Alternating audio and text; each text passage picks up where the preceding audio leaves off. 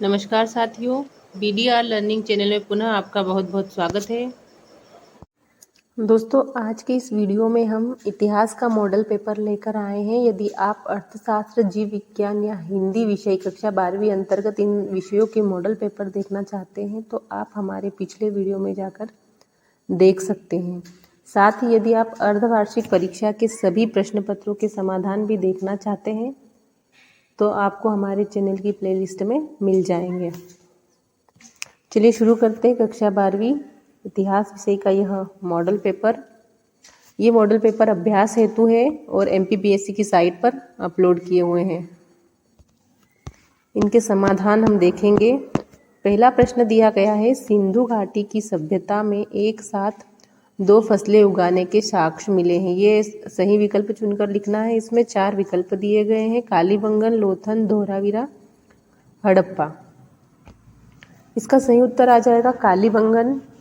इसे कालीबंगा भी कहा जाता है। यह राजस्थान में स्थित है।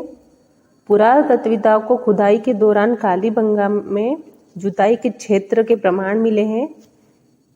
इस क्षेत्र में जो हल थे वो समकोण रेखाओं के समूह थे। हल के द्वारा जो 2 अलग अलग फसलों को एक साथ उगाए जाने का सुझाव देते हैं या प्रमाण देते हैं।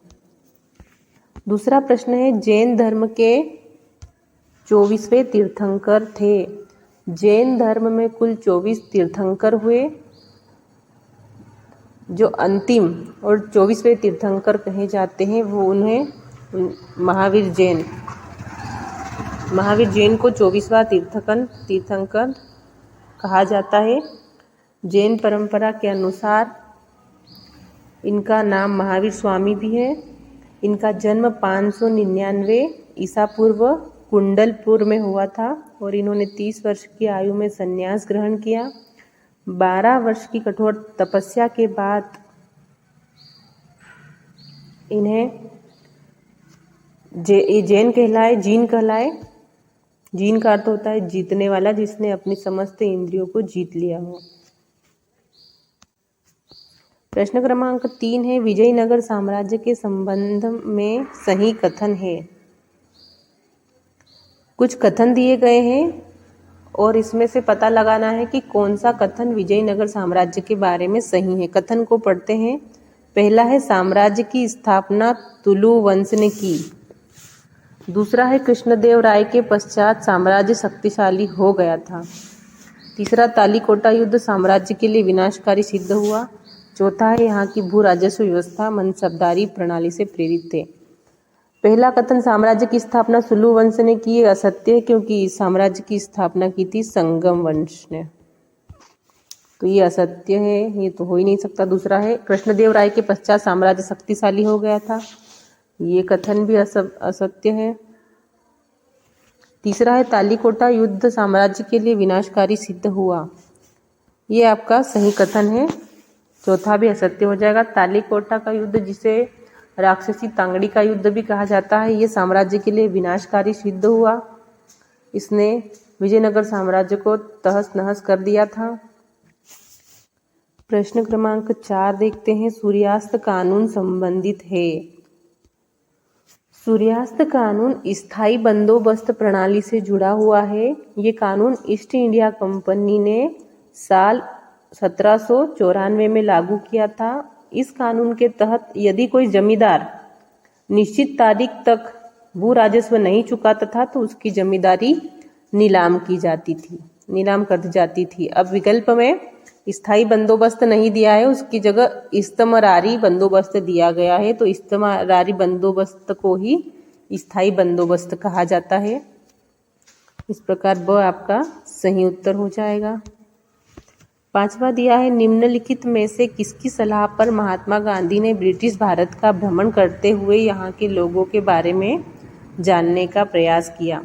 महात्मा गांधी 1915 में दक्षिण अफ्रीका से भारत लौटे थे और उसके बाद उन्होंने गोपाल कृष्ण गोखले, जो उनके राजनीतिक गुरु भी कहे जाते हैं, उनकी सलाह पर भारत का भ्रमण किया और इसकी नब्ज को समझने के लिए और लोगों से जुड़ने के लिए प्रयास किया। इस प्रकार सही उत्तर हो जाएगा गोपाल कृष्ण गोखले। छठा प्रश्न है, भारत का संविधान अस्तित्व में आया यहाँ पर 15 अगस्त 1947, 26 जनवरी 1947, 15 अगस्त 1950 और 26 जनवरी 1950। 4 विकल्प दिए गए हैं। यहाँ पर पूछा गया अस्तित्व में कब आया, तो भारतीय संविधान 26 जनवरी 1950 को अस्तित्व में आया।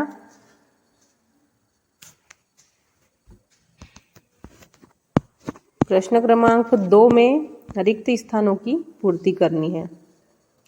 पहला दिया गया है, सिंधु सभ्यता में सबसे पहले खोजा गया पूरा स्थल। ये बहुत इंपॉर्टेंट प्रश्न है। सिंधु सभ्यता में सबसे पहले खोजा गया स्थल हड़प्पा था और इसी के नाम पर इसे हड़प्पा संस्कृति भी कहा जाता है।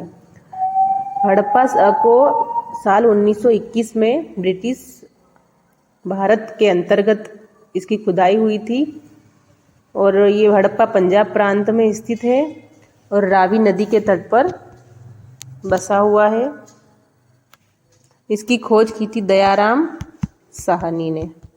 यह हड़प्पा से जुड़े आईएमपी क्वेश्चंस हैं, इनको भी आप याद कर लीजिएगा, ध्यान से नोट कर लीजिएगा। दूसरा है, रिक्त स्थान वंश के राजाओं ने देवपुत्र की उपाधि धारण की। देवपुत्र की उपाधि कुषाण वंश के राजाओं ने की। देवपुत्र का मतलब होता है भगवान का पुत्र। कुषाण मध्य एशियाई वंश के थे जिन्होंने 3री शताब्दी के दौरान दक्षिण एशिया के कुछ हिस्सों पर शासन कर लिया था। कुषाण वंश के कुछ प्रमुख शासकों में से एक कनिष्क था जिसने देवपुत्र की उपाधि धारण की थी। कनिष्क को द्वितीय अशोक, दूसरा अशोक या द्वितीय अशोक भी कहा जाता है। तीसरा है, रिक्त स्थान में बुद्ध की शिक्षाओं का संग्रह है। बुद्ध की शिक्षाओं का संग्रह त्रिपिटक में है। त्रिपिटक को बौद्ध धर्म का महत्वपूर्ण ग्रंथ भी माना जाता है। यह ग्रंथ पाली भाषा में लिखा हुआ है। इसके 3 प्रमुख भाग होते हैं। त्रिपिटक के 3 प्रमुख भाग है, सुत्त पिटक, विनय पिटक, तीसरा अभिधम्म पिटक। इन तीनों का संग्रह त्रिपिटक कहलाता है। अगला है, आईने अकबरी की रचना है। आईने अकबरी किसने लिखी, ये पूछा गया है। तो आईने अकबरी मुगल इतिहास के सबसे महत्वपूर्ण साहित्यिक स्रोतों में से एक है और इसकी रचना अबुल फजल ने की, जो अकबर के बहुत अच्छे मित्र भी थे और साथ ही 9 रत्नों में भी शामिल थे। 5वां है, अंग्रेजों ने अवध के नवाब, रिक्त स्थान को कलकत्ता निर्वासित कर दिया था। अंग्रेजों ने अवध के नवाब, कौन से नवाब थे उनका नाम लिखना है। अंग्रेजों के नवाब वाजिद अली शाह को कलकत्ता निर्वासित कर दिया था। अंग्रेजों ने 7 फरवरी 1856 को अवध पर कब्जा कर लिया था और वाजिद अली शाह को गद्दी से हटाकर निर्वासित कर दिया था। उन्होंने वाजिद अली शाह पर कुशासन का आरोप लगाया था और वाजिद अली शाह ने जब नाम मात्र के राजा बनने की पेशकश को किया तो इन्होंने उससे भी इनकार कर दिया और उन्हें कलकत्ता भेज दिया। अगला है, महात्मा गांधी 1916 में रिक्त स्थान विश्वविद्यालय के कार्यक्रम में शामिल हुए थे। बनारस हिंदू विश्वविद्यालय। गांधी जी ने बनारस हिंदू विश्वविद्यालय में 1916 में इस विद्यालय के उद्घाटन के अवसर पर अपनी पहली महत्वपूर्ण सार्वजनिक उपस्थिति दर्ज की थी।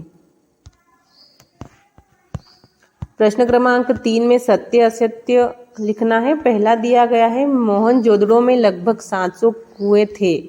सत्य कथन है, मोहनजोदड़ो में करीब 700 कुएं थे। मोहनजोदड़ो को कुओं का शहर भी कहा जाता है। मोहनजोदड़ो में कुओं के अलावा कुंड और नदियां भी थी। इन सभी की वजह से मोहनजोदड़ो को, यहाँ की सभ्यता को जल संस्कृति भी माना जाता है। दूसरा है, गोत्र से बाहर विवाह करने को बहिर्विवाह कहा जाता है। सत्य कथन है, गोत्र से बाहर विवाह करने को बहिर्विवाह कहा जाता है। बहिर्विवाह का मतलब होता है किसी सामाजिक समूह के बाहर विवाह करना। सामाजिक समूह का तात्पर्य है रिश्तेदारी, जातिता, धर्म या वर्ग से जुड़ा होना। जब हम इन सब से बाहर विवाह करते हैं तो इसे बहिर्विवाह कहा जाता है। प्रश्न क्रमांक 3 है, थेरी गाथा विनय पिटक का भाग है।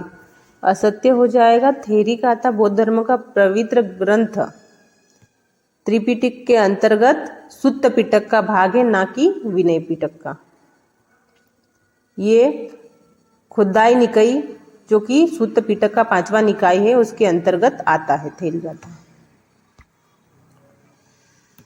अगला है, नाना साहब ने लखनऊ में 1857 के विद्रोह का नेतृत्व किया। असत्य हो जाएगा। नाना साहब ने लखनऊ का नेतृत्व नहीं किया था, कानपुर का नेतृत्व किया था। कानपुर के विद्रोह का नेतृत्व किया था, जबकि लखनऊ के विद्रोह का नेतृत्व बेगम हजरत महल ने किया था। प्रश्न क्रमांक 5 है, असहयोग आंदोलन का प्रारंभ 1930 में हुआ। ये कथन भी असत्य हो जाएगा। असहयोग आंदोलन की शुरुआत 1 अगस्त 1920 को हुई थी, जबकि 1930 में जो आंदोलन शुरू हुआ उसे सविनय अवज्ञा आंदोलन कहा जाता है। छठा प्रश्न है, सरदार भाई पटेल ने संविधान सभा में उद्देश्य प्रस्ताव पारित किया। ये कथन भी असत्य हो जाएगा। संविधान सभा में उद्देश्य प्रस्ताव 13 दिसंबर 1946 को पंडित जवाहरलाल नेहरू ने पेश किया था।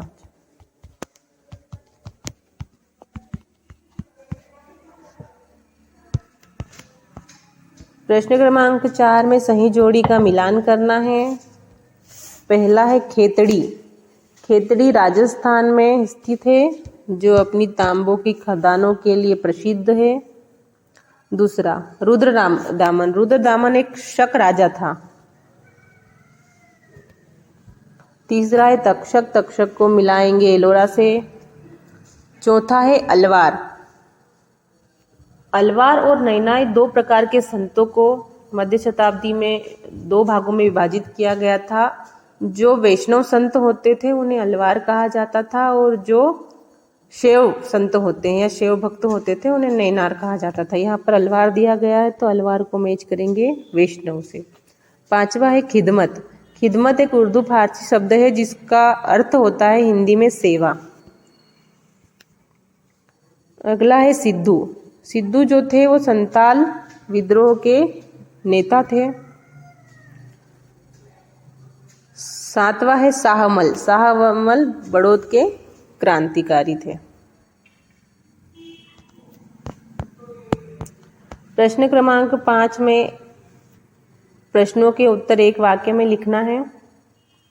पहला है, मेसोपोटामिया के लेख में मेलुहा क्या था? मेसोपोटामिया के जो सुमेरियन लोग थे वो सिंधु सभ्यता को मेलुहा कहा करते थे।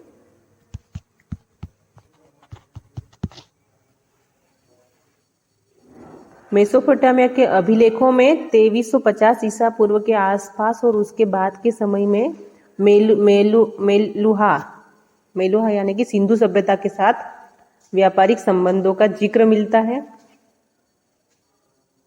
और मेलुहा शब्द का प्रयोग वे सिंधु सभ्यता के लिए करते थे।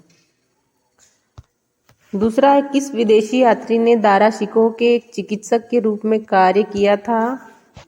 बर्नियर। पूरा नाम है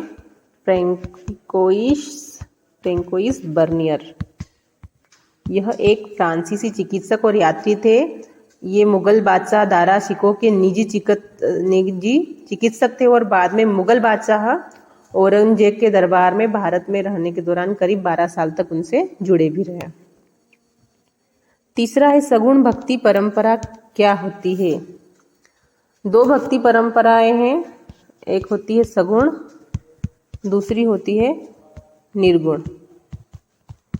सगुण भक्ति परंपरा के अंतर्गत ईश्वर के रूप, आकार और गुणों में विश्वास करके उनका बखान किया जाता है। इस भक्ति में अवतार और लीला का बहुत ही अधिक महत्व है। इसलिए सगुण भक्ति के काव्यों में ईश्वर के साकार रूप की लीलाओं का गायन भी हुआ है। दूसरी ओर निर्गुण भक्ति में ईश्वर के निराकार रूप की भक्ति की जाती है। इसमें ईश्वर का कोई आकार नहीं माना जाता है, ईश्वर को निराकार माना जाता है। अगला है विजयनगर साम्राज्य की स्थापना किसने की थी? 1336 ईस्वी में हरिहर एवं बुक्का नामक दो भाइयों ने विजयनगर साम्राज्य की स्थापना की थी। इनका जो वंश था वो संगम वंश था और इनके संगम वंश का नाम इनके पिता के नाम के आधार पर पड़ा। विजयनगर की साम्राज्य के बाद इन्होंने जो राजधानी बनाई वो हम्पी थी। ये विजयनगर से जुड़े महत्वपूर्ण प्रश्न हैं, आप इन्हें भी नोट कर लीजिएगा।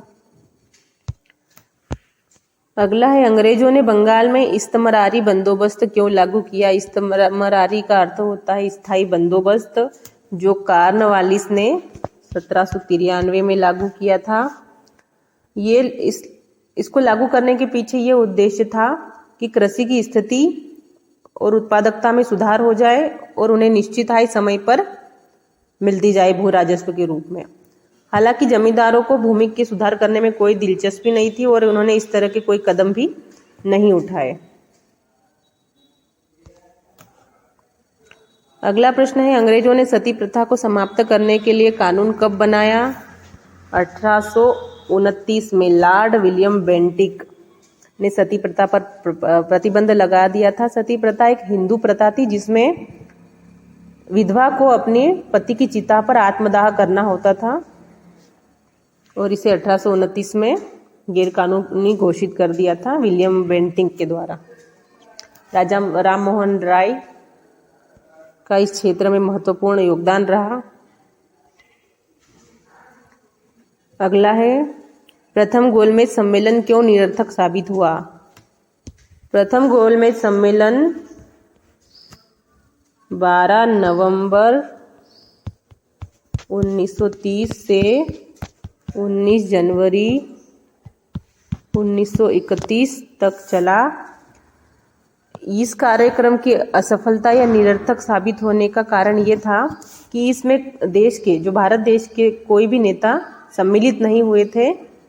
इस सम्मेलन में भारतीय राष्ट्रीय कांग्रेस और व्यापारिक नेताओं ने भी हिस्सा नहीं लिया था, क्योंकि उनमें से कई नेता सविनय अवज्ञा आंदोलन के दौरान आंदोलन में भाग लेने के कारण जेल में बंद थे।